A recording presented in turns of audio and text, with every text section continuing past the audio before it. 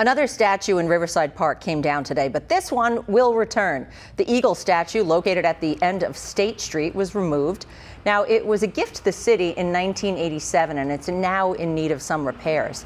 That eagle will be taken to a shop where crews will address those needs, such as rusting or chipped parts along the body of the eagle. They say the repairs will once again make the eagle shine bright at Riverside Park.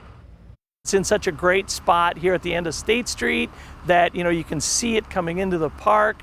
It's really a great landmark for this park, which this park's the jewel of our city. So it's a great piece of artwork. So to honor Elmer Peterson and all the work he's done, it's going to be great to get it rehabbed and then get it back in place. The repairs are expected to be done by the spring of 2021.